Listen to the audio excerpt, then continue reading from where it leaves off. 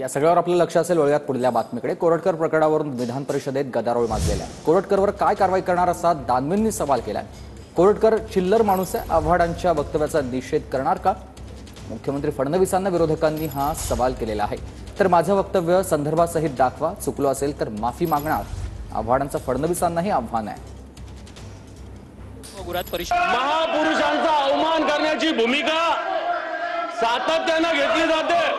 एक प्रशांत कोरटकर नावाची व्यक्ती नागपूरमध्ये आरोप करते. प्रशांत कोरटकर नावाची व्यक्ती राहुल सोलापूरकर नावाचा अभिनेता, राहुल सोलापूरकर नावाचा अभिनेता हा छत्रपती शिवरायाविषयी काय काय वक्तव्य बोलतो. या प्रशांत कोरटकरला सरकार संरक्षण देतं. हा प्रशांत कोरटकर कोणाचा कार्यकर्ता आहे, कोणाच्या जवळचा कार्यकर्ता आहे? सभापती महोदय जेलमध्ये टाकीन, 100% टाकू. आणि तुम्ही थोडी नीट माहिती घेतली असती. या कोरटकरनी कोल्हापूरच्या कोर्टातनं स्थगिती घेतलेली आहे स्वतःला अरेस्ट करण्यावर. त्याच्यावरती जायला सांगितलंय मी. आणि मी तुम्हाला सांगतो, हे कोरटकर वगैरे तर चिल्लर लोक आहे हो. मला सांगा, जितेंद्र आव्हाड काय बोलत, त्याच्यावर कधी निषेध नाही केला तुम्ही? जितेंद्र आव्हाड या ठिकाणी म्हणता की औरंगजेब होते म्हणून छत्रपती शिवाजी महाराज. औरंगजेब किती बलाढ्य होता, महाराज 5 फुटाचे होते, हे रेकॉर्ड होत.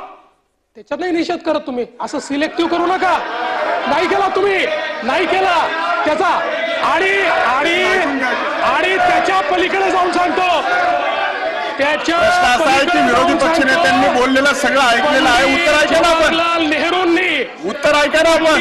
जवाहरलाल नेहरूंनी डिस्कवरी ऑफ इंडिया मध्ये छत्रपती शिवाजी महाराजांच्या विरोधी पक्ष नेत्याचं म्हणणं ऐकल्यानंतर माननीय मुख्यमंत्री आपण जरा जागेवर बसा.